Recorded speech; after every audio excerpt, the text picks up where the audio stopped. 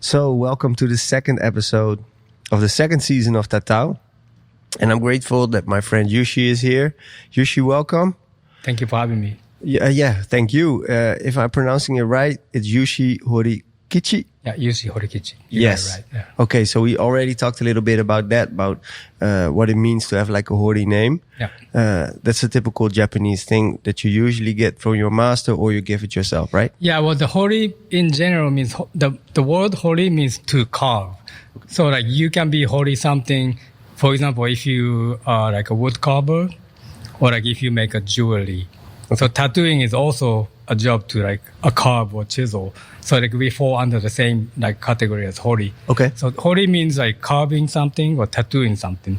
So my name is Horikichi. It's like tattooing kichi or like a carving kichi. Okay. Yeah.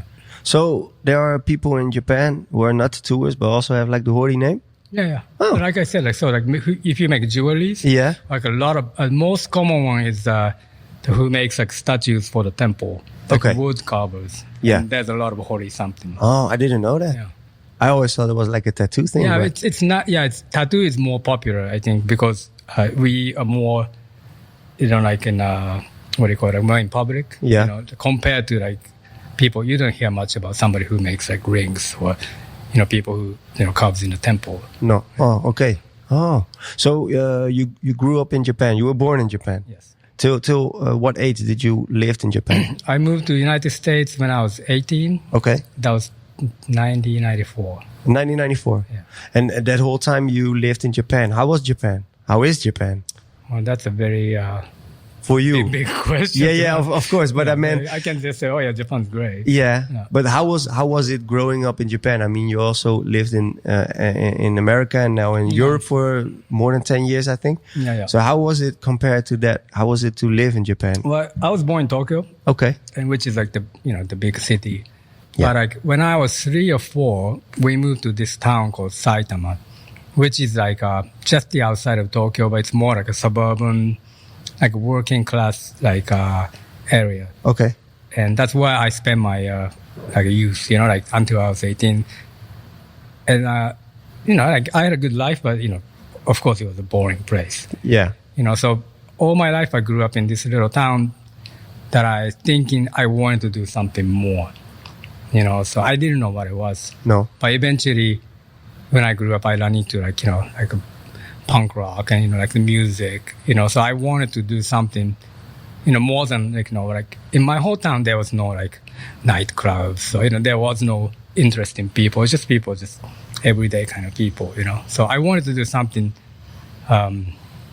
different, and I could move to Tokyo, which is the easiest because it's only like 10-20 minutes to Tokyo. Okay, and then I could do whatever I wanted to, but somehow I wanted to do something bigger. So I moved to America. I don't know. I'm not really answering the question yet, but that's kind of like what happened. So for my idea of Japan, it's a little flat. So my idea of like Japan up until I was 18, it was cool, but I don't think it satisfied me. No. Yeah. Okay. So, but you live like in a suburb, like 20 minutes from Tokyo. That's the same, like if you live here in Capello or something. Yeah, Capello would be a good comparison. Yeah, right? Uh-huh. So I presume that when you were like in your puberty or maybe younger, you would go to Tokyo to see a little bit of the nightlife and punk rock bands? Yeah, like around I was 13, 14, I started, like going out of my town. So I would go, first I started going like record shop when I was like 13, 14. And then you realize there's like an underground culture. Yeah. And you realize there's like shows and there's like a scene. So you start going to these like punk shows in Tokyo. And at the time, like these like underground punk scene was like, it was really underground. So it was like kind of scary to go. Was it gnarly? Was it? Well, it was just, less, punk or like this kind of music was less popular compared to like now, right? Nowadays you can walk around having a mohawk or a jacket and like no one really cares. The back in days, like in the 90s, 80s in Japan, like if you look like that, like if you sit down on the train with your hair like that or, your jacket, there will be no one sitting next to you, even though the train's full. Yeah. So it did have a really like, what do you say, like a special, like atmosphere, like that was like the whole scene was, Was it also a little bit like anti-system? Yeah, definitely. Yeah? Yeah. Oh, and that's the reason why people wouldn't sit next to you or something, because you were like this punk kid. Did you have a mohawk as well or no? I did, but toward the end, I moved when I was 18, Okay. what I mean? And like when you live in Japan, Yeah. if you go to school, you have to look a certain way. You're not allowed to wear like a jewelries. You're not allowed to have like dye your hair or like have funny like hairstyle. It was forbidden. You do it anyway, but then every once in a while, like your teacher would like take you to the other room and say, cut your hair, or like. Oh yeah, really? Yeah. Oh wow. It's like this, like you have to dress the same as everyone. Yeah. Is it like in England that you have like these uniforms? Yeah. Oh, okay. So we do like whatever we can to get away with. Of course. So when you wear uniform, we make like the colors higher, or make it like look like, and then hair too. Like you can do it to a point, but if you have a mohawk in high school, like you'll definitely get like it'll be a problem. Yeah. Like they're gonna call your parents, and you have to go to school, and they're gonna cut your hair. It's really strict. Yeah. I did it anyway, but you always had to cut it. Like after like 2 or 3 months, you resist, and then the teacher will finally they'll come out with a clipper or something. Yeah. In the end, you have to cut your hair. Oh wow. I didn't know that as well. No, Japan's like it's like a militaristic. The school is like very like strict. Is it still the same way? Yes and no. I think it has changed a lot in the last 20 years. Can you take your mic a little bit too? Yeah. You can also hold it like this. No, yeah, and take it a little bit to yourself. Shove it. Yeah. Of course, that's helpful. It changed a lot, but I think in general, not much has changed. No. Like, only thing that changed is in the city, where you get attention. So like in Tokyo, there's kids that are dressed more liberal, and I think like also the tattoos. There's a lot more people who have tattoos walking around. You can see them, but if you go to like a suburban area or countryside, it's still, I think, the same. It's still frowned upon? Well, stigma hasn't changed that much. No? Is it still, because I hear stories, of course, from people who go to Japan, and maybe it's different when you're in West, when you're from Europe or something, or from the West. But if you're Japanese and you're tattooed like this, can you still go to like restaurants and stuff? Well, yeah, you can go to restaurant. The place you cannot go if you have tattoos is you cannot do join a sports gym. Okay. You cannot go to a public pool. Sometimes not on a beach. Some hotels and some area where you can take a bath. You're forbidden. Okay. Yeah. So that also was at the time when you were younger. So made you more like punk rock, because you refused. Yeah, because you refused to. Know. No. But did you also start? Because I didn't think that deep about it, right? When you're that young, yeah. Because you just found kids you liked and you liked the music they listened to. More like that. I actually didn't have too many punk friends. I was in a band, but my friends were in Tokyo that was playing punk rock, because my town was a little bit more normal. Okay. So I was like the only punk in the whole town. Really? I think that's what it was for me. It's like I didn't like anything that I was in. You know what I mean? Like I had good friends, of course. I had good families. I cannot say I hated everything, but I was not cool with where I lived or what I see every day. No. So I wanted to do something that is a little bit like bigger and different. Yeah. So, like moving to Tokyo would have been the easiest path, but somehow I wanted to be like even cooler. Okay. Yeah. That's why I moved to America. Okay. Yeah. So you moved to America when you were 18. Were you already playing in bands at that time? Yeah, I had a band in Japan. I was playing bands since like 15. Okay. With my local friends, and like toward the end I was playing in Tokyo. Like I was starting to play like clubs, but like I still wasn't really doing like full on lifestyle together. I was living at my parents' house, and I would go to play gigs up. I go to shows in Tokyo. You know what I mean? Yeah. Of course. And when you moved to America, you went to Seattle, right? Yeah. And did you do that to play music, to play in bands? Yeah. I took my bass.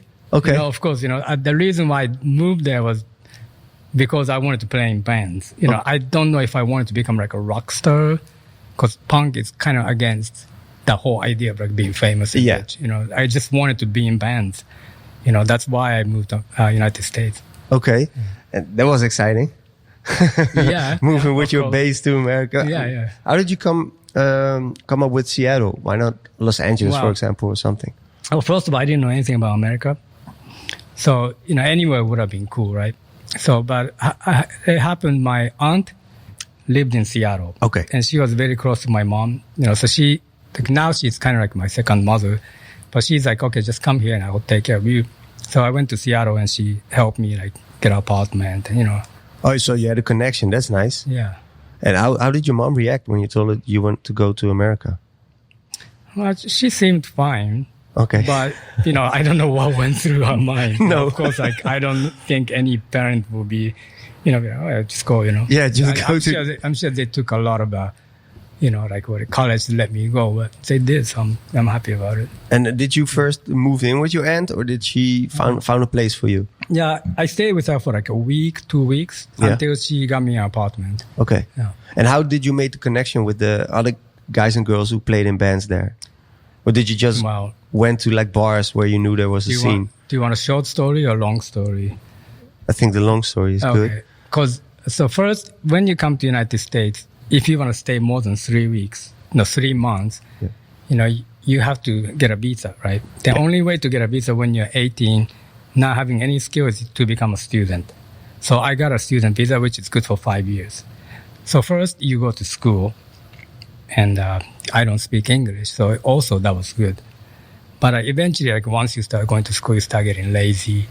You know, you don't want to study, you know. So first, my aunt got me an apartment in this like a countryside. She thought I was like a little good boy that wanted to study in America. Like, she didn't know me at all. No. Now we're great together, but like, at that time, she didn't know who I was. No. She lived in America.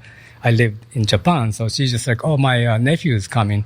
So he wants to study. Okay, I'll put him in this school. So like he got me into like in the middle of nowhere. Yeah. In the woods, and I hated it. Yeah. Right? So like 6 months later, I changed the school, which was in the middle of the city, and this was on the street where like all the punk rockers hang out. So I was going to school there, but like, you know, I kept seeing all these guys. Eventually, you meet one of them, two of them, and they tell me about, oh, like there's a show there, there's a party there, and then you know you become like a part of these guys. And more you become part of these guys, I started like slacking in school. Oh yeah. You know what I mean? So eventually, like I was just like, I will pay like school tuition. The tuition is like the, what do you call it? Like the fee to enroll. Yeah, of course. But if you cancel your fee, like in the first week, you get the first, half of the money back. Okay. So I realized that then, so like, cause at the time I was 18, I didn't have a job. My parents are helping me, right? So like they all send me the money for the school, and I will join the school so I can keep my visa. And then within 1 week, I cancel every class. Yeah. And then I get to keep all the money. And I just go party and pray and have fun. Okay. You know? So that was my life, you know. And then like, you know, I didn't grow up in a rich family. You know, like it's nice that they sent me to America, but they were squeezing their life, you know, out of it just to support me. So I knew that. So I wasn't, you know, like you weren't taking advantage. No. Of And it. we didn't have that money. No. You know, like so, you know, so I was just like that became my money to live, and you know, and I think that's why I started tattooing too. Because the first reason I started tattooing is out of necessity. You know, I needed money. Yeah. Yeah. And well, you were playing in bands also in Seattle. Yeah. And you said you needed money, so that's why you also started tattooing. Did you come acquainted with the guys and girls who tattoo via the bands? Or is that a different story? Well, I think it's indirectly connected. You know, like I was in a punk scene, so like you would hang out with all these punk rockers every day, you know. And where I lived, there was a street called Broadway. And Broadway was, back in days, not much anymore, but it was kind of like Haight and Ashbury of San Francisco. So like it's the street where everyone hang out. all the punks, hippies, gays, junkies, criminals. You know what I mean? So if you go there, there's always something happening. Yeah. So all these punk rockers like us, we will just sit on the street, and we had no money, so we'll just, beg change. That's what we did for fun. Like we ask for money on the street, we make like $5, $10, and then you go buy some alcohol. Yeah. Drink more, get some food. And doing that, like I met this guy. He was just traveling through, because a lot of people would come to this street when you first arrived to the city. A lot of people would come to the street to just hang out. Yeah. And then I met this guy. He was traveling from East Coast. He was a traveling tattoo artist. His name is Jerry Murray. Yeah. And so I met him on the street, and I got to know him a little bit. And he was kind of an asshole, but you start getting to know him, and you start liking him a little bit. And then what he did was he would travel, and he would tattoo, make enough money, and he go to different city. So he asked me if he can tattoo in my house.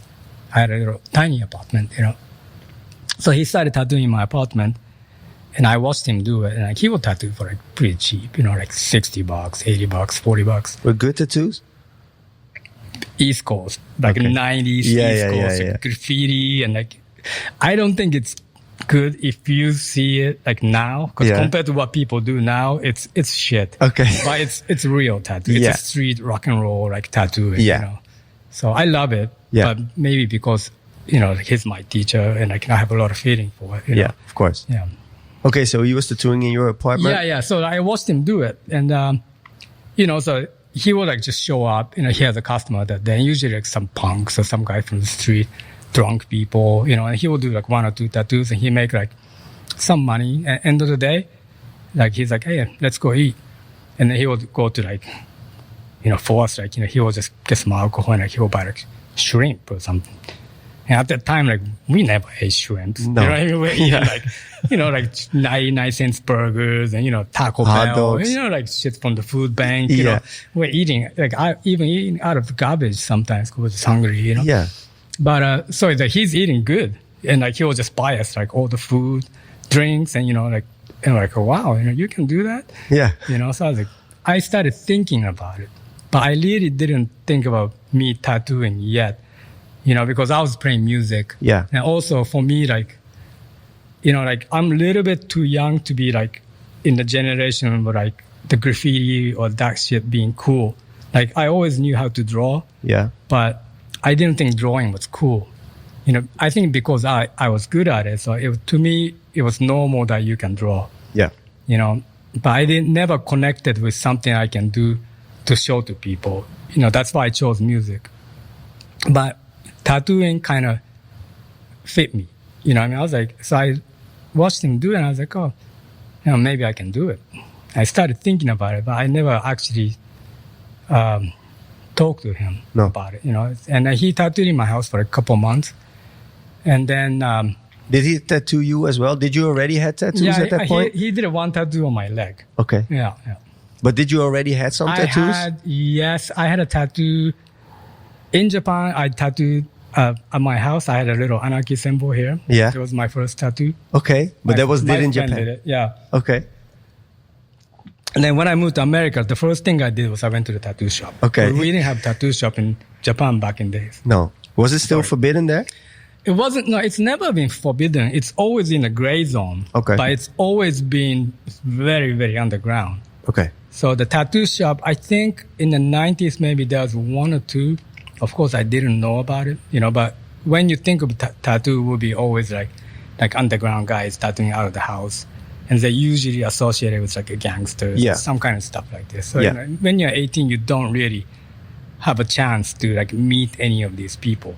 No. You know what I mean? Yeah, so, of course. So getting professional tattooing was out of the question. So my friend one day showed up, and he had a cross or something here. Yeah. That he did it with, just a needle and a chopstick. And I was holy shit, how you did it? And he's I did it myself. I was tattoo me. So the next day he came to my house, and I wanted to get a little anarchy symbol here. Yeah. So I got it. It's gone now, but that was my first tattoo. But how did he do it? Did he the hand poking, or did he? Yeah. No, it's hand poke. It's 3 sewing needle tied together. So now he knew enough to make a tight 3 Yeah. on the chopstick. Yeah. And then he was just, On the chopstick. yeah, he just tape it. Yeah. She just went like, Okay, so that was the first. that was my first tattoo. And then when I moved to America, maybe like after like 2 or 3 weeks, I went to tattoo shop Okay. and I had a barbed wire armband here. That's so 90s. It's gone now. Yeah. It's Yeah. Pamela Anderson, right? Yeah, But this is before Pamela Anderson. Yeah. But it's cool. It's gone now. Yeah. It was cool. Yeah. It was cool. It Okay. was cool. Yeah. So that was, and then your friend tattooed your leg? Yeah. And I had a few more. okay. I had like a bunch of small ones. This is before I really started thinking serious about, Japanese tattoos. I was just a punk rock kid. Yeah. So I was just getting like whatever tattoo. Yeah, like punk tattoos, right? Yeah. Okay, cool. Most of them are like covered up. Yeah. And okay, so then he was tattooing at your place, and the beginning, the seed was planted, like in your head. Yeah. So what happened is, one day, so he was a drug addict. Okay. He had a real problem. Yeah. So one day he flipped out. Then he's like, I gotta leave the town. So he needed money. So he's like, I'm gonna sell my tattoo machine, right? And I think he tried to sell to somebody. I don't remember, but I was like, hey, if you're gonna sell it to somebody, why don't you sell it to me? And first he said, okay, $2,000. I didn't have $2,000. No. So he'll go away. Next day he'll come and like, okay, 1,000. I'm like, I don't have 1,000. And next day he goes, how about 700? I'm like, I don't have 700. And I think in the end he was like 500, and I think I took it. Yeah. I think I paid 5 or 3. I don't remember, but like he was that desperate. Yeah. He needed money to do whatever. Yeah. So he sold me 2 machines, inks, and all this crap. He had this like little case where everything fit, like a little lamp and Yeah. and tubes. Foot switch. Yeah, all the basic kit, some inks, and like stencil papers, and pressure cooker, which was instead of autoclave. Okay, yeah. And that was my kit. Yeah. Wow, that's how you started. That's how I started. So now you have that stuff at home, and you never tattooed. I still have the machine. Really? I don't have the box. Yeah. Okay, I still have my first machine I used. Yeah, I do. You still have that, but It doesn't work anymore. But yeah. No. Mm-mm. What kind of machine was it? Well, this is a question. Like, it might be. It's an old machine, and a lot of people looked at it because like it might have been one of the Johnzy, Johnzy machine. Yeah. So like a lot of people tripped. I had it because Jeremy, my teacher, he found it in in a warehouse of some old tattoo shop. So we didn't know what frame it was. It was made of copper. No, not copper. What is this? Brass. Yeah, brass. Yeah. And a lot of people, like, I even showed it to like Ryo Taro, Catfish Carl, Dan Dringenberg, and everybody had this like idea of like who made this machine. It could be no one. Okay. But some people said it could be Johnzy, it could be Ani Kalafa. So it's a classic, the frame, almost look like a bulldog, Yeah. They call it the bulldog frame, right? Yeah. It's not a bulldog. It's almost like the national, frame, like somewhere in between. Okay. But it's like probably like 1980s, so even if it was not made by anybody famous, it was a classic machine. It's still classic because it's from that area, from that time. From the era, So it was a great machine. It was running great for like a long time. Yeah. But it's brass, so like the way it pinches the tube, it wore off. Oh, okay. And it won't the tube wouldn't stay no more. No, because the hole is getting bigger and bigger and bigger. It wore off. So like I showed it to so many people. Like, can you fix it? And like a lot of people, maybe I can do this. If I cut this part, I didn't want to cut it. No. And in the end, like most people, like the good tattooers or good machine makers said, you know what? Best thing to do is just let it to the, Yeah. Like it worked. Exactly, it worked his life. Appreciate it for what it was. Exactly. So that's what I did. Send it to retirement. Exactly. Keep it, but send it to retirement. Yeah. Okay, cool. But now you're in Seattle. You have the box with all the tattoo gear. Yeah. You never tattooed in your life. At that point, no. No. So what the fuck you gonna do? So what happened is, after he sold me the machine, he stayed for like 2 more days. Okay. And first day, I tattooed him. So he showed me how to tattoo. So I tattooed like some flower with a fire, like super, like 90s, like fresh design on his leg. And the next day, he showed me how to make needles and how to clean needles in the pressure cooker. Pressure cooker. Okay. And then he left. And that's it? Yeah. So from then on, I had to figure out all by myself. So, I started tattooing my friends, For free? Yeah, in the beginning, of course. Yeah, of course, yeah. First, I tattooed myself. Yeah. And I tattooed my friends. And, I knew a lot of punks. Yeah. And there are a lot of shitty tattoos. Yeah, they don't have money, but they still want to get tattooed. Yeah, so it was perfect. Anything I did was better than everything they had. Yeah. All these street punk rock kids, they have shitty tattoos. Yeah. So, but did you already, even though you didn't know how to tattoo, did you already, because you were drawing like all your life as a kid, did you already notice that? Because you didn't know what you were doing, but you said like... Well, so I always liked drawing since I was a child. My parents were very good artists. Yeah. My mom still paints. My dad was a great painter when he was young, but he doesn't paint no more. Okay. So when I grew up, it was very normal for me to draw. My parents are very anti TV and media and all this stuff. So I never watched TV, and I never owned a video game. They wouldn't let me have any of it. So for joy, what you do is you draw. Think you make stuff, something like that. So I always drew, and so I was good at drawing. Yeah. But I never did anything. But right around the same time I started tattooing, I got this book. My friend gave me this book.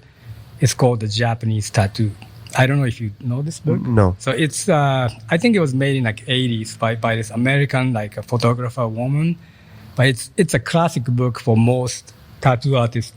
That's before this internet generation. You know what I mean? That was the only book that was available in the United States, to see real Japanese tattoos. Is that also from the prints that you had at your old station of the Japanese women with the back pieces? No, it's the same era. Okay. But it's not. Yeah, it's a different photographer, but it's just from the same time period. Okay, yeah. Cool. Okay. So anyway, of course I growing up in Japan, I saw a lot of real tattoos in a bathhouse. Oh, you did? Yeah, of course. Everybody in Japan, who goes to the bathhouse will always see one person, with full body tattoo, some Yakuza guy, or somebody who's, in that kind of lifestyle will be taking a bath, and you can see it, but you never get close enough to take a real look. To see the details or stuff. Okay. You're scared of them for the most time. And then when you grow up, when I was 14, 15, some of my friends started becoming a gangster apprentice. You know what I mean? A hoodlums. Yeah. And they will show up and hey, check this out. And they already had 16 years old and outline of full body suit. Oh no. Yeah. And I was just a punk rock kid. So I was just oh, that's cool. But I was but I like punk rock music. Yeah. So, but I seen it like this, but I never appreciated tattoo as an art until I got that book. My friend gave me this book, and in that book, there was Horikichi 3. Okay. That's the first time I saw Horikoshi's art. And I, fell in love with it. Yeah. Now, I don't remember if that was the first or the tattoo was first. I think the book was first. And what I did is so at the time I was still going to school, and I was taking this one class that was called the History of Non-Western Art. Okay. That was one of the few class that was fun. Yeah. And interesting. Yeah, so and in the final exam, you have to do your own art and you have to give it to them, right? So what I did is can I talk about bad things? So of course. Of course. I did a speed. Yeah. And then I drew all night. Oh, fuck. And then what I drew was this a dragon. Yeah. And I gave it to the teacher. I don't remember if I got A or, I think I got a good grade. Yeah. But so I did this drawing, and then my friends saw it, and they're like, hey, man, you can do something with this. So first we tried to sell T-shirts. So we take it to some print shops. But at the time, no one wanted to do tattoo shirts. Okay. Now, people knew, but these guys, I showed it to them, well, we don't make t-shirts like this, so like, oh, fuck you then. Yeah. Right. So I think that happened with me starting tattooing around the same time. So when I started tattooing, I knew that I wanted to do Japanese tattoos. You know? Of course, me being Japanese. Of course. Too, so it was normal for me. That's the obvious. But there are also a lot of Japanese tattooers that tattoo traditional, Western traditional stuff. But for you, that was the... Yeah, but of course, in the beginning, like I had a sketchbook and, like I had like, dragons and like fish, but I also drew some fresh kind of, designs. Like daggers and hearts and stuff, or not? Yeah, I did hearts, but like I also made some stupid punk design. I was just drawing everything, like in the beginning, but I always wanted to do Japanese tattoo. Yeah. I think that was from the beginning. That was the start, and you knew this is what I want to do. Yeah. But you were still in school. You were playing in bands. Yeah. So you started tattooing. Was it? Did you already had the feeling that you knew that this is what you're gonna do, or was it just another adventure for you at the beginning? I think tattooing came in very natural. Me. I'm not saying I'm a great artist, but me knowing how to draw, so it wasn't difficult for me, and it wasn't difficult to impress people, right? So when I started tattooing, first I was only tattooing my friends, and people thought it was cool. So they're like, "Oh, draw me a skull," or like, "Draw me something with like mohawk," and then eventually some people will be like, "Oh, draw me a dragon," and then my words got out. So like for me, before I got comfortable with tattoo, my name went up faster. Okay, yeah. So like it was easy for me to be confident. You know what I mean? I was like, "Oh, I'm good. Yeah, I got this." At it. Yeah. And like music was the opposite. Like at that point I was playing music for like several years. Yeah. In the end, like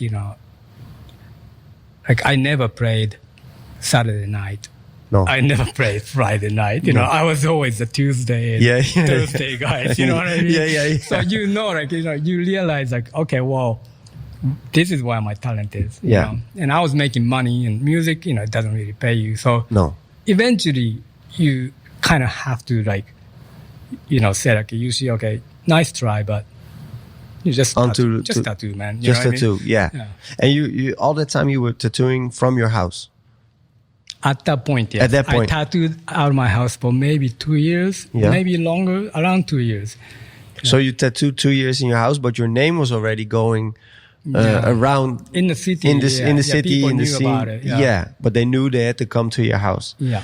Was there any point that you thought, I need to do this in a shop, or I still need some stuff to learn, so I want to be your apprentice or something? Or I met somebody, and that got me into tattoo, becoming a professional tattoo artist. But originally, I was really anti-professional tattoo artist, because I was a punk rocker. You're punk, I was like, these fuck those shop guys. Yeah. There was a tattoo shop right next to where I lived. Oh, really? Yeah. And then I would go out of the house with my customer or friend, and they will have like a stencil on their arm, but we will get some beer or something, right? So I was doing ghetto shit.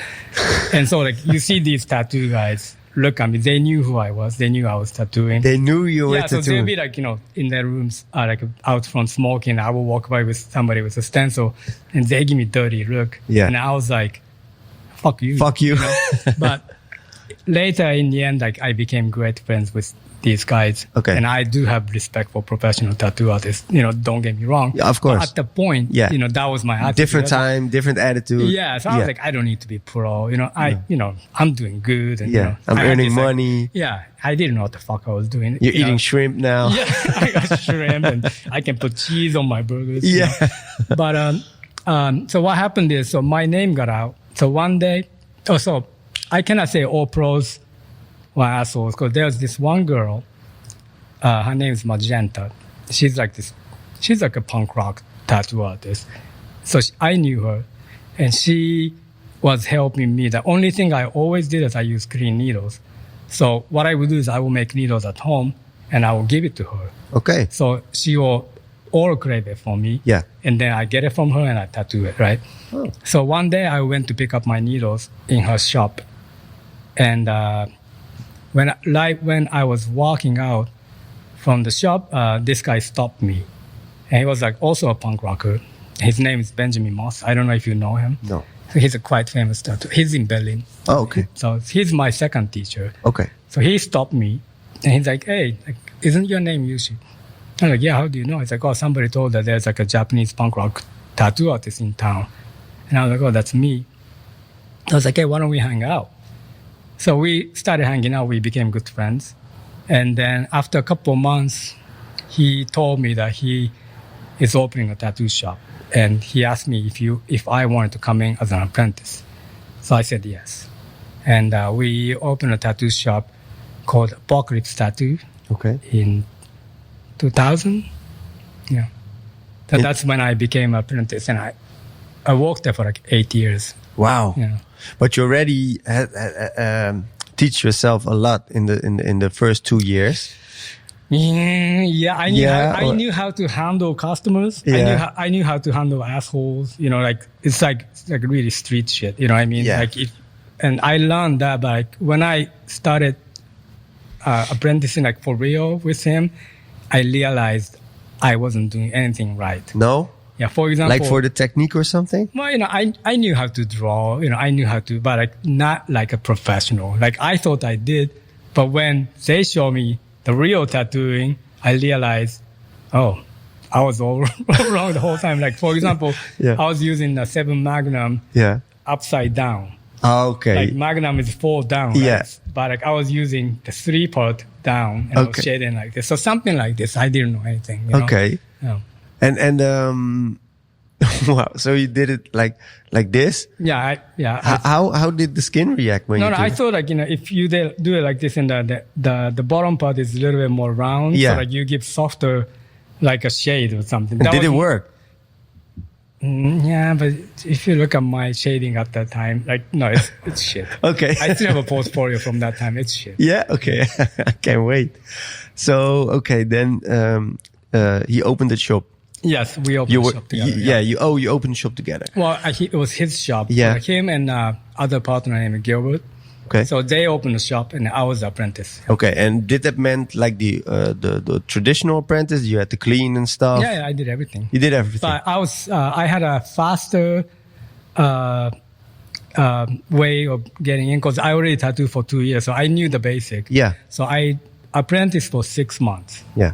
You know, learning how to, you know, like do the right thing, making needles and, you know, but after 6 months, you know, like they said, okay, you're ready. So I started tattooing. And what was his style? What did he tattoo? Was it also Japanese or No, was it Benjamin street show? Benjamin is like a black and gray realism. Okay. So if you know, a lot of people knows him. He does like kind of like a dark, evil, Okay. you know, like realism. And Gilbert is another boss. He was from LA, and he was like this low riding, you know, like he did an American traditional, you know. Yeah. Yeah. So But also the Chicano. no, not Chicano. He was a Native American. So Oh, okay, so okay. he was like a lowrider, but Yeah. at the same time he was Indian. So he's really into his Indian root. Okay. So he will do like old school tattoos. Yeah. But he will also do like tattoos for Indians. You know, Okay. like, he was like a really spiritual guy. But could they give you the right? Because you wanted to do Japanese, and both those guys didn't do Japanese. Could they give you the right critique or the guidance? Well, The I guidance, think, yeah, I guidance think was the you word, can so. always teach people how to do clean lines, solid colors. You know, like Benjamin. You know, they're both. You know, especially Benjamin. He's a great artist. So we drew and painted a lot. You know, and he showed me a lot about how to do, you know, like art, and you know, and you can always apply that to, you know, like what you do. You know, and Gilbert was more of like, he showed me how to be a professional tattooer. Yeah. You know, like he showed me how to handle like, the business side? yeah, like just tattoo like 8 to 10 customers a day. You Yeah. know, not take shit from anyone, you know, but at the same time, like a lot of respect, Yeah. you know, old school shit. You know Yeah. what I mean, but my Japanese stuff, I knew a lot because I'm a Japanese person. So, you know, like I combined what they taught me with what I did. But definitely, I was very influenced by their way, you know. So if I look back at what I did in my 90s tattooing, it looks very American. Okay. You know, it was the change of like the old school to the new school age. Yeah. People are using a lot of like neon colors. Yeah. Like bloated eyes and stuff. Yeah, like yellow outlines. And I didn't do the bloated eyes, but but that was like the technique. Everybody thought like, we used to call it color bomb. Yeah. Do you remember this word? Yeah. Okay, so my tattoo was kind of a color bomb. Okay. And that didn't change until I moved to Amsterdam. I think Hank changed it. Hank kind of like readjusted for me to go the real Japanese way. Okay. He introduced you to the real Japanese way. It's funny, like, because it's all like Americans and Dutch people. Yeah. No Japanese guy. Not yet. No. That comes later. Yeah. So how did the punk kids react when you started working in the studio? Because you couldn't do stuff for free anymore. I can imagine. Well, yeah, I mean, they had to be cool about it, right?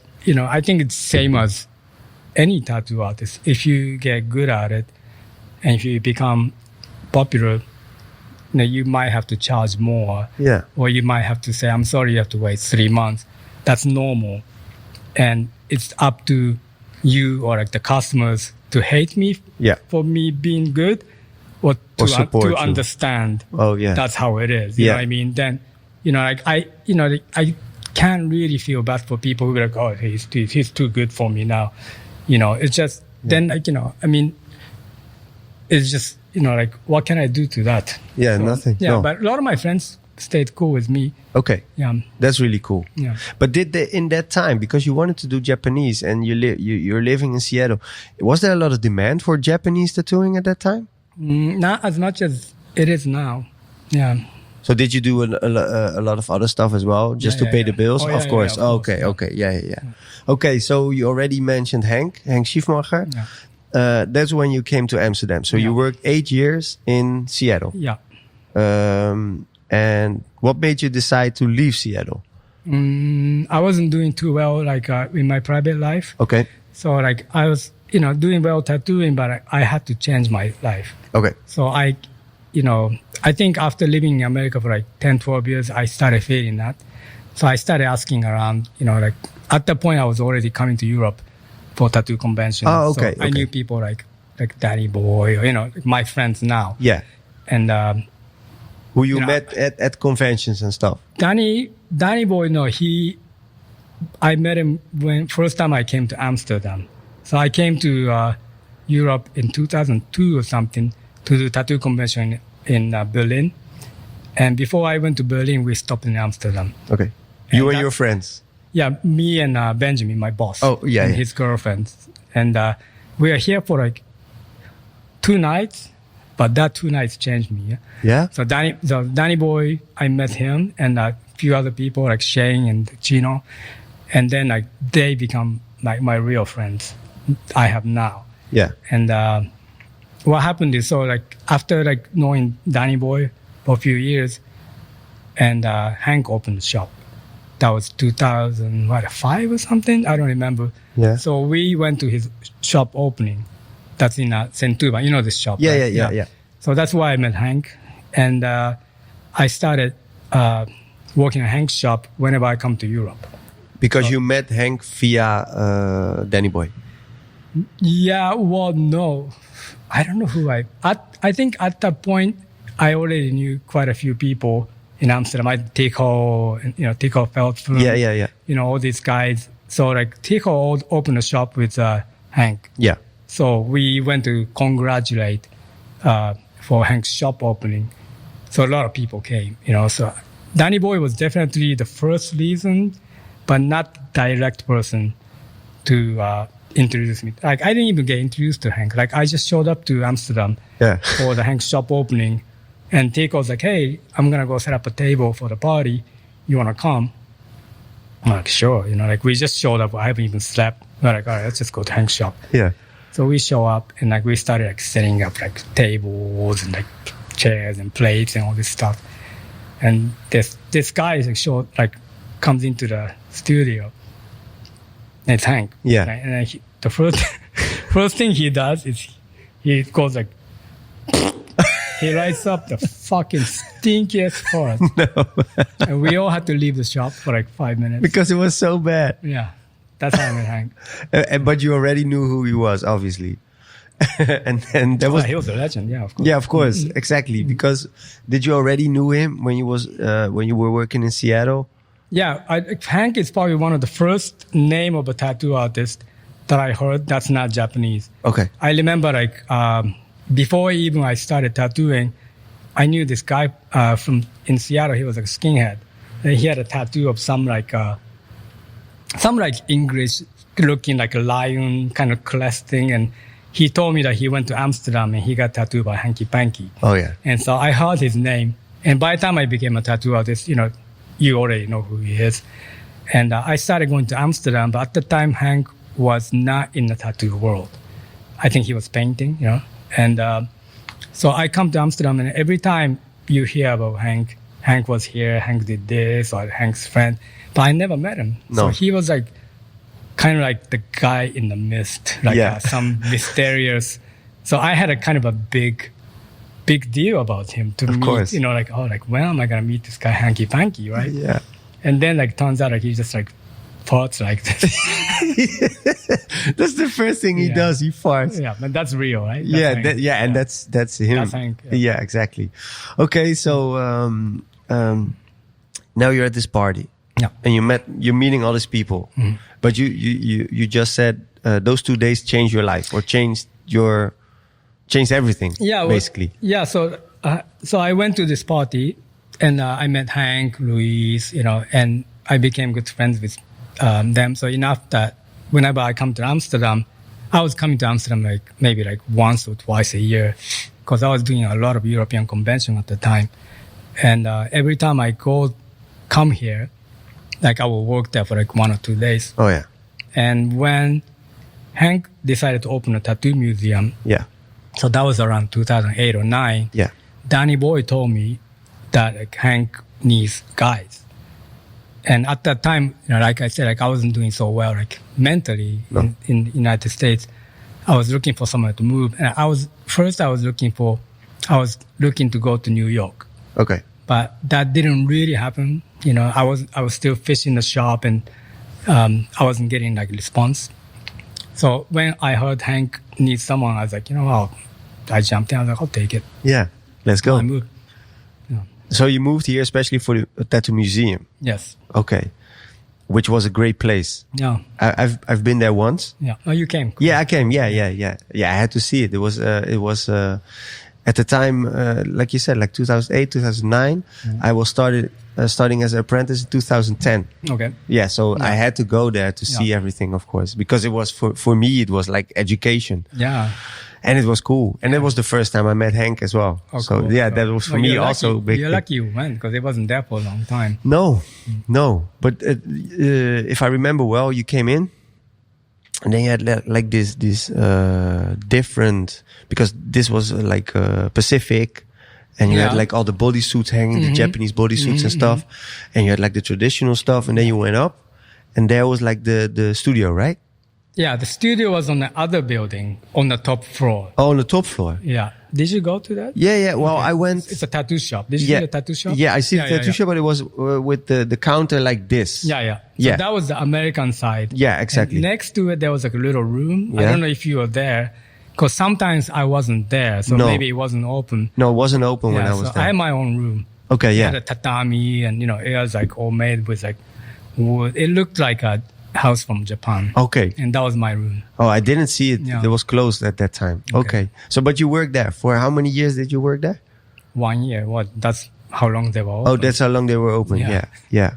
Okay, but it was really cool. It was man, it was great. And then totally at the top you had this the where you can get your coffee and stuff. Yeah, the cafe was on the other building. So the museum was on the one building. I think the first floor was traditional. The second floor was first floor was tribal. Yeah. Second floor was traditional and prison. Yeah. And the third floor was a cafe. Oh yeah. Yeah. I have a photo of me and Hank. I'm going to show you later. It was in the tattoo museum. Okay. And I was this nerdy guy with glasses. Oh, yeah?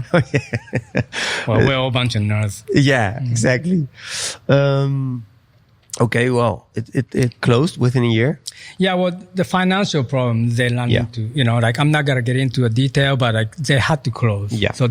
So we opened in 2010. So I moved at 2009. We opened to end of 2010, and we stayed open till to end of 2011. Yeah. So Only then 1 what? year. So then what? Because Okay, so I think I have to rewind my story a little bit if you want to know. Yeah. So like when I got, right around the same time I got into tattoo museum, like, so when I moved to Holland, it wasn't even there yet. Hank was still looking for a location. yeah, So I moved there in the very beginning of when Hank wanted to open a museum. So I had a lot of time. I was working at Hank's shop, but I was also traveling a lot. yeah, And what happened is, I think it was a Milan convention, 2009. I was with a couple of my friends, and I got to share a table with one of the masters from Tokyo. okay, I cannot say who, no, well, because I'm not an official apprentice. So they're kind enough to teach you. yeah, but I should not say. No, yeah, Who it is, but No. I think everybody knows who it is. It's one of the 3 big families in Tokyo. yeah, And so the master, like, when we were drinking, like, I was talking to my friend, and my friend knew I wanted to do tebori. yeah, And my friend was a student of this master. Okay. So he was asking me, like, hey, I heard you want to do tebori. And I was like, yeah, but I don't know where to start. And I don't feel right about just doing it on my own. And this master heard me talking about it. So he's like, why don't you start? It's easy.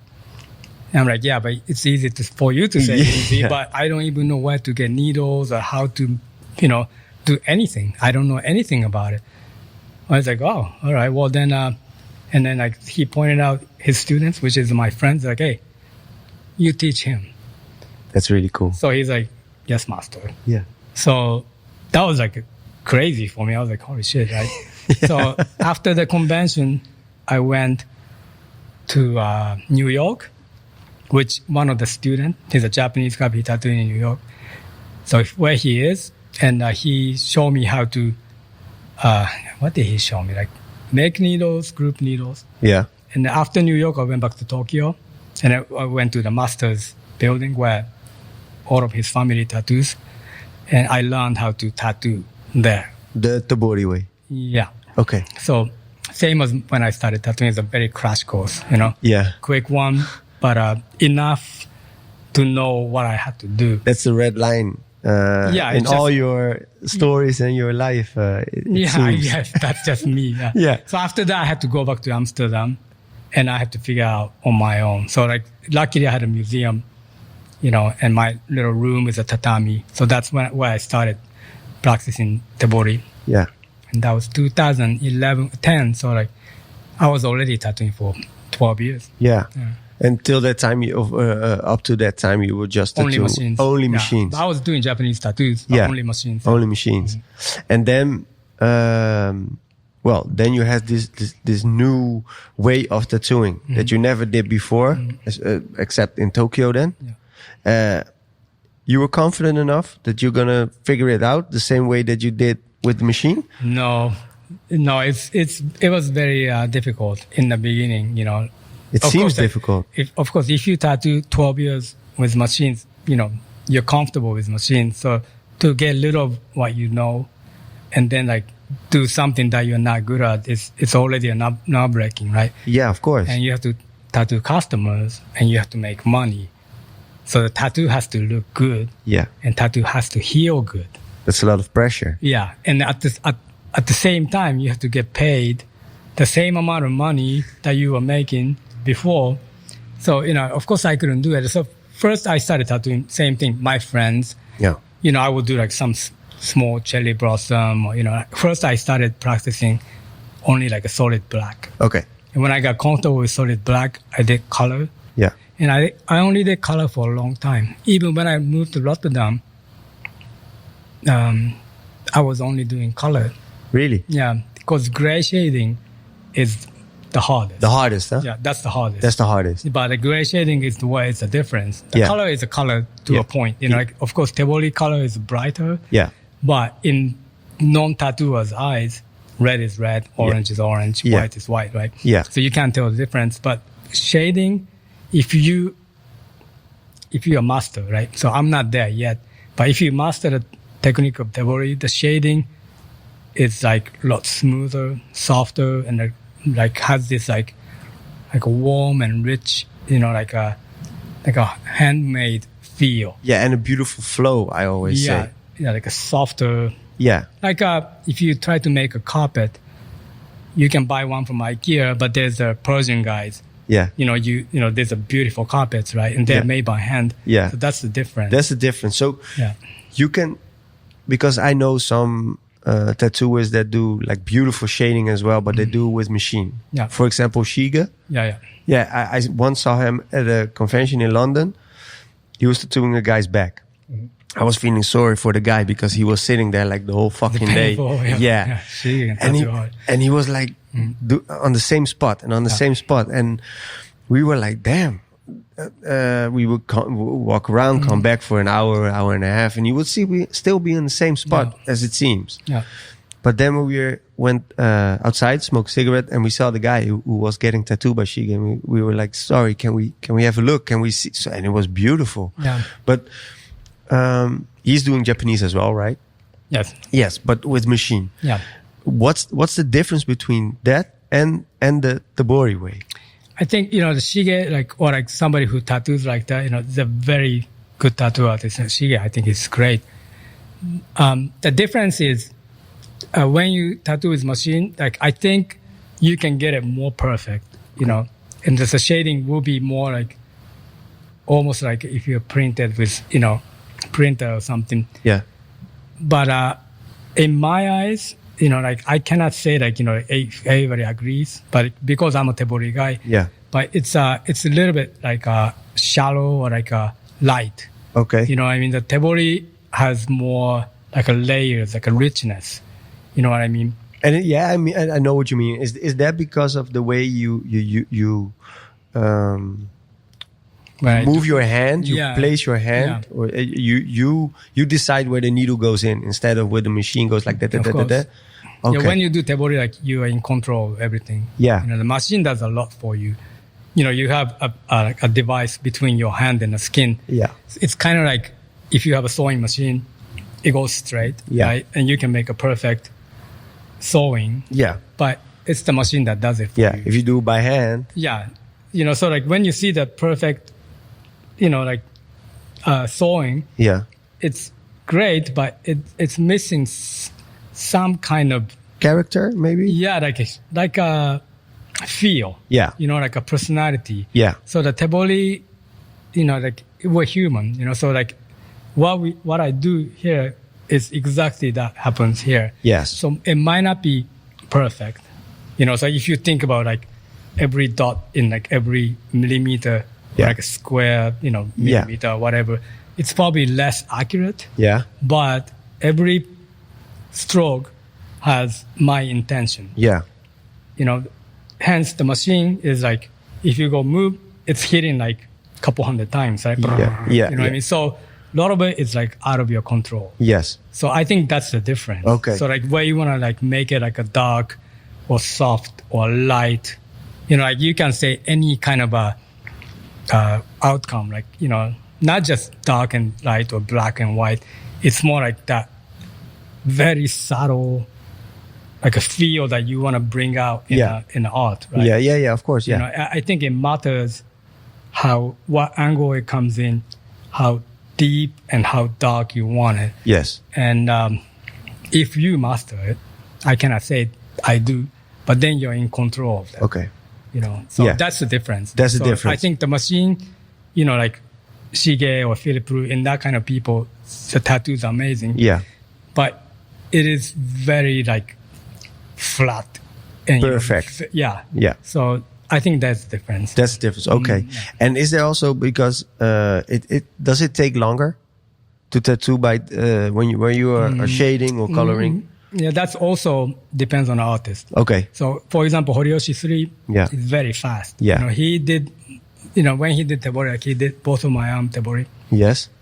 He couldn't do it no more after because he got too old. Yeah. But my arms are done so fast. Yeah. But at the same time, his tattoos are very like, what do you say? Like, you can tell it's fast. It's great. But like, if you see some other tattoo artists like Horikichi, he spends maybe 3 times longer to do the same tattoo. It's the same tattoo, but it's a lot denser. Okay. So it depends on the person. Yeah. Like Do you appreciate the style of Horiyoshi more, maybe? I like everything. Okay. Horiyoshi is my favorite, definitely. Yeah. But I will take something from somebody, something from somebody, something from somebody. Okay. Yeah. But if I have to choose one person, of course, Horiyoshi. It's Horiyoshi. Yeah. His son is tattooing now, right? Yes. Under the same name, but he's number 4 then. He's Horiyoshi 4. Yeah. Oh, really cool. You're dropping names like Henk Schiefmacher, Horiyoshi, Lautaro, you met him. That's like some of the biggest names in the tattoo scene. Yeah. No, I'm lucky enough. I think when I got into tattoos, the industry wasn't big enough, right? So you can, like, if you go to a tattoo convention, there will be like 80 booths instead of like 500. Yeah. Like if tattoo party will be one party for the whole convention. Yeah. So you more intimate. Yeah, you meet more people. Yeah. And you met more people at the right time. Well, I guess so, yeah. I was lucky enough. Yeah. How was it to meet Lautaro? Well, he just showed up because I think because my machine from Jeremy, it kind of was a thing. So like first, I think I brought this machine. I had no idea because I'm not an old school guy. No. So somebody looked at my machine and said like, hey, man, this could be Jonesy. So it was in Seattle. So like my friends are like, hey man, you need to find this out. So I would go to a tattoo convention and I will show it to like. You would bring your machine? Well, I had it. Oh, anyway. you was working there. Okay. Yeah. And then like, and I will show it to like, people like, so I knew Catfish Curl. I don't know if you know this guy. So he was my machine man. Okay. Before I started tattooing Tabori. And, so he is like the Mr. Machine. He was the best friend with Rick Walters. So I showed it to, Carl, and Carl was like, hey, this could be like early Ani Kalafa. And like, he got into it. He's like, oh, I got to find out about this shit. So I was in New York, I think. And then he took my machine. No, he came. So I showed him the machine in the convention before or that day. Yeah. He came back. I was tattooing. He showed up in my booth with Lautaro and Philadelphia Eddie. And they're like, show me your machine. Yeah. I was like, oh, okay. And I think I was using it. So I was like, here you go. I was like, oh, that's good. That's good. And they just left after that. Okay. So it's not like I met him. No, okay. Well, I met him once or twice after that. Yeah, but you met him. It's more like shaking hands. Of course. Okay. But it's different with Horiyoshi, right? Horiyoshi and you are, can I say friends? No, well, yes, but friendly, but yeah, he's a master. I'm a customer. Of course. Okay. And, you were telling a little bit about your traveling as well. So your, Hank's place is closing, the museum. Yeah. You had no shop where you were working at that point. Is that the time where you started traveling again? Yeah, when Hank's, so I started doing Tabori, right? So in the museum time, I was practicing Tabori. Yeah. And the museum closed after 1 year. And we all lost place to go. Luckily, Hank still had a shop in St. Tuban. Yeah. Sorry. No worries. With Teho. And so we were always welcome to work there. But we're all heartbroken. Yeah, of course. So we all left at one point. Like some people left right away. Some people left eventually. So what I did is, so the museum closed in December.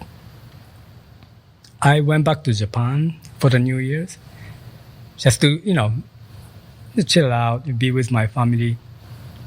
And I stayed there for like a few months, like 1 month, 2 months. I was just only painting. Okay. And then I came back to Holland and I was traveling. I was doing conventions. I think I even went to like South Africa. Really? Yeah. I was just like, fuck it, go all over the place. Yeah. And, but I was working a lot in like Switzerland and, places like this, Luxembourg. And, came back to Holland again. And I spent the summer in Holland. But that's when I decided I was too heartbroken, I was working at Hank's shop. It was great, Yeah. I love these guys. But at the same time, I had the museum and I didn't anymore. Yeah. So I had to do something. So I went to Ibiza. Okay. To party or to work? No, just to I just needed to go somewhere. You Yeah. know? So it was just, my friend had an apartment that I can live, and Okay. he's a good tattoo artist, you know. And so I stayed in Ibiza for 1 month. Nothing really happened.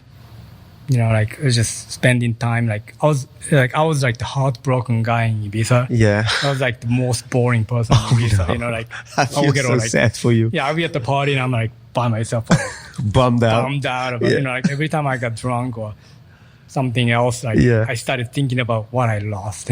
Yeah. And then from Ibiza, I went to London for Okay. a tattoo convention. Yeah. And yeah, I saw all my friends. Which time was this? This is 2000, 12, has to be, 11? 12, right? 12. Okay. So after the museum, so I was having fun. That's why I met Fiona, my girlfriend, my wife. Yeah. Mother of my child. You met her at the convention? No, I met her at the end of tattoo museum. She came to the 1 year anniversary Oh yeah. of tattoo museum, which turned out to be the last day. last party that we had. Yeah. And he came with Errol. Oh yeah. You know, Yeah. and there was like Philip Blue and, you know, Oliver, Horikichi there, like, you know, like guys from Free Street, like everyone was there. And Yeah. no one knew the museum just closed that day. No. Everybody came to congratulate for 1 year anniversary, but that was the end of the museum. You already knew. I knew. Oh God damn it. Like it was going bad for like quite some time, Mm-hmm. but that day was the final. Yeah. You know, like they called the cops and they shut the door on us. Fuck. So it was like the horrible day. Yeah. You know, so we're at the party and like everybody was bummed out, but no one knew why we were so bummed out. Like some of us were fighting because, you know, all this chaos like made us like kind of like get all angry at each other. So I was fighting with a couple of my friends. You know, I was just drinking, like just being like bummed out. And then I met Fiona, Yeah. but I didn't see her for like another year. And I saw her in a tattoo convention in London. Yeah.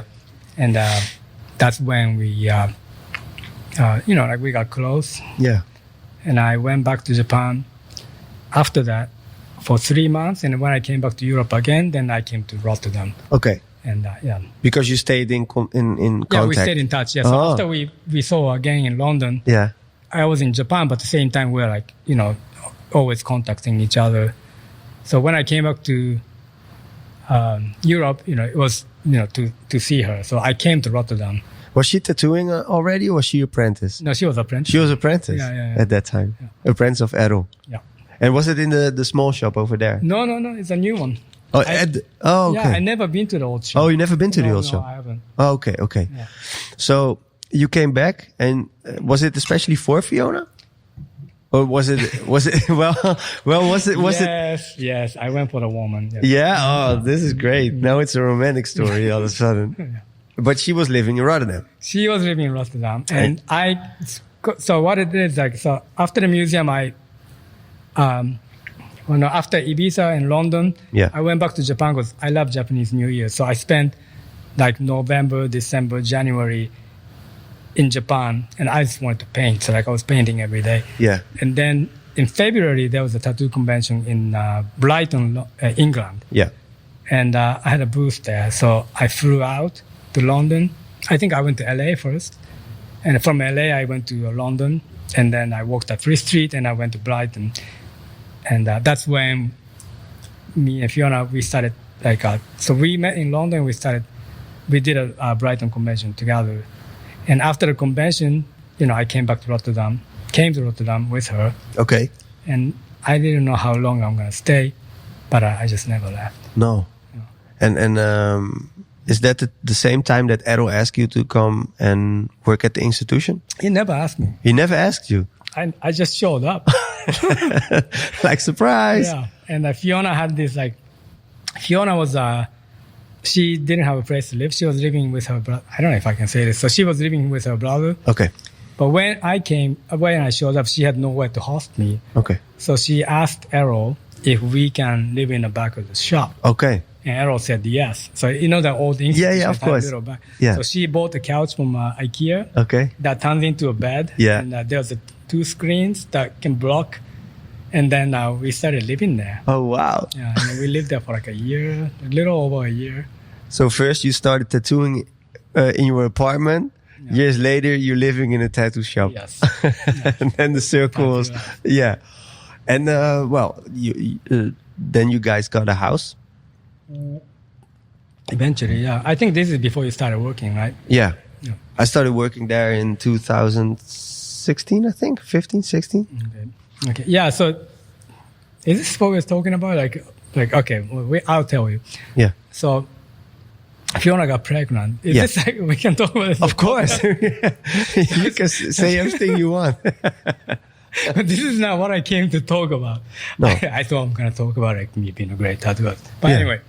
But this is also part of you. No, I'm just kidding. Yeah, I know. I'll tell you anything. I got nothing to hide. I know. But so Fiona got pregnant while we are living in a tattoo shop. Yeah. Right?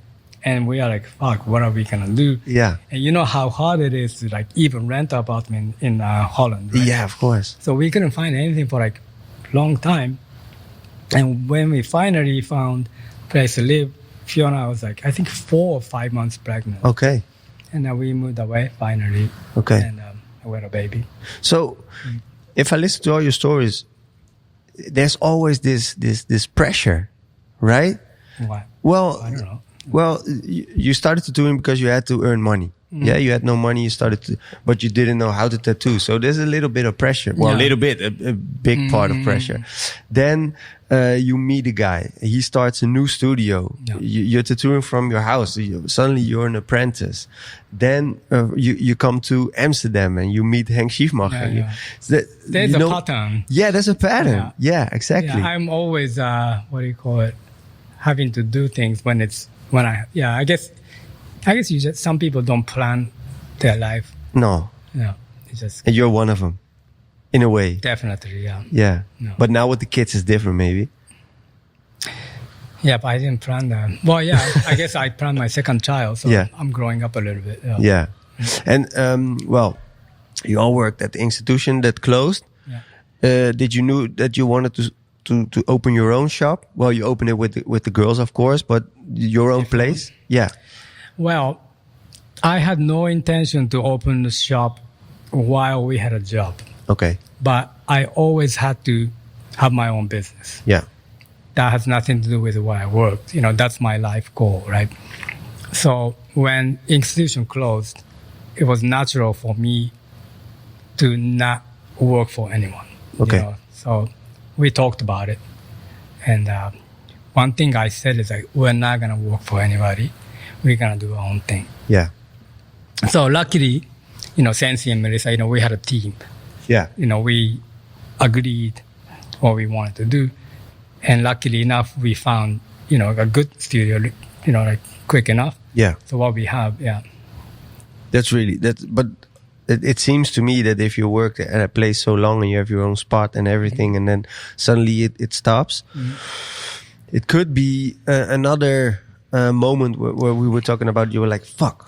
Yeah. And you're going to Ibiza again. Yeah.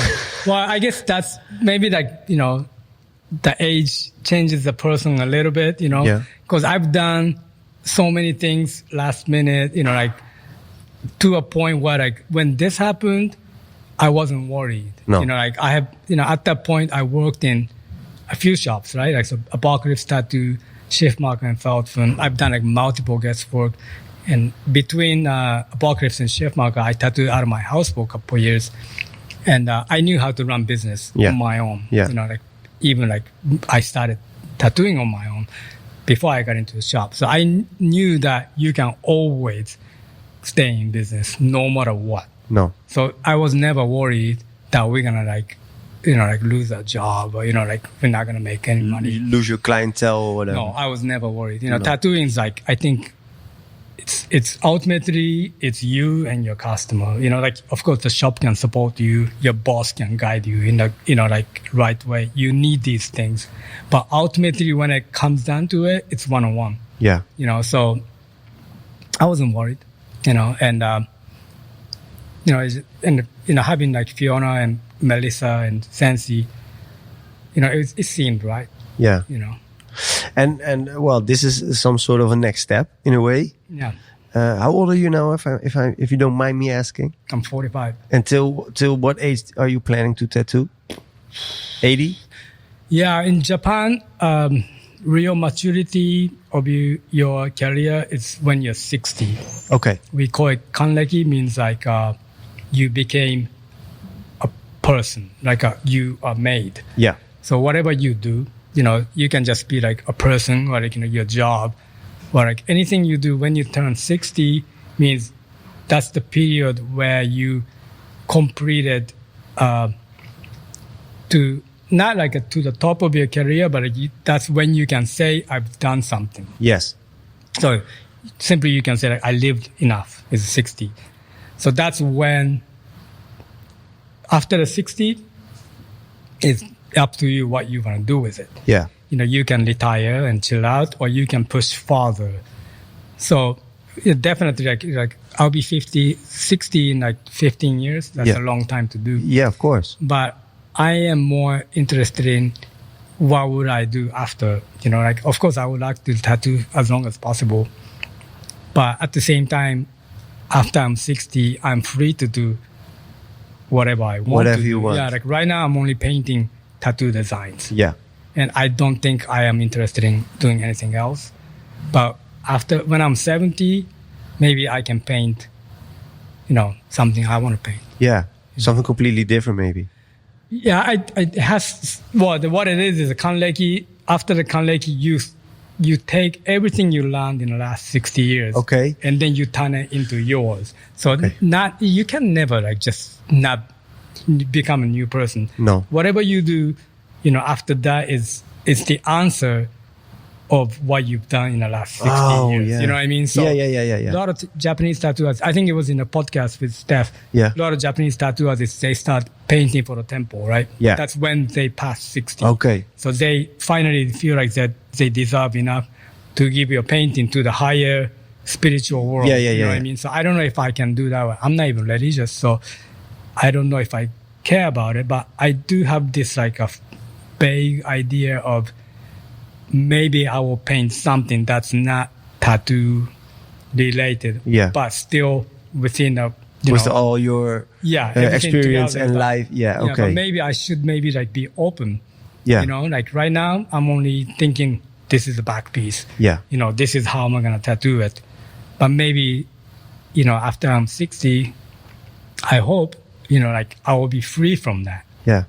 I'll just like take. No longer you have to. Yeah, there's no mold that you have to fit in. Yeah. Maybe, but then you have to be good enough to do it, right? Yeah. So that's what I have to work on right now. And is for you? Is there also a need to pass on your craft to somebody? Yeah. I don't have to. I mean, first of all, like maybe if I'm the greatest tattoo artist in the world, and if I felt that way, maybe, but I'm not sure that if I'm that good to begin with. But if I would give my knowledge to somebody, it has to be somebody who I love and who loves me, or like it has to stay within like in the my family closest circle. Yeah. So right now, like I have 2 children. Yeah. So those are the only 2 that I can think of. Of course, Fiona can learn from me, but she does different tattoos. Yeah. So she can take my Japanese idea into her way. Yeah. And I haven't taken apprentice in my life. But if I meet somebody who I want to teach, of course, this person can get all my own knowledge. Yeah. But I'm not the kind of person to teach everyone or have apprentice every 2 years. I don't think so. No. So, and would you like your kids to start tattooing as well? It'll be nice. Yeah. Yeah. I'm not going to force it, but I do have a little bit of a fantasy. Yeah? Yeah, for sure. Okay. Really cool, man, Yushi. The thing is, I know you for a couple of years now, but after this, I have the feeling I even know you better. Oh, yeah. I told you a lot today. Yeah, you really told me a lot. It was a lot of fun. Thanks to the wine, huh? Yeah. Just give the man some wines. No, as I said earlier, I wanted to know you better. Yeah. And also the people who are going to see this and hear this, know a little bit more from Yushi, the guy behind the name and behind the beautiful work that you do. So I hope you enjoyed yourself. Oh, I surely did. Time. Yeah. Yeah? Yeah, I had a great time. Okay, good, man. Yeah. Good. Well, thank you very much for this. Thank you very much. And enjoy listening and see you next time. Thanks, Yushi. Okay. Thank you.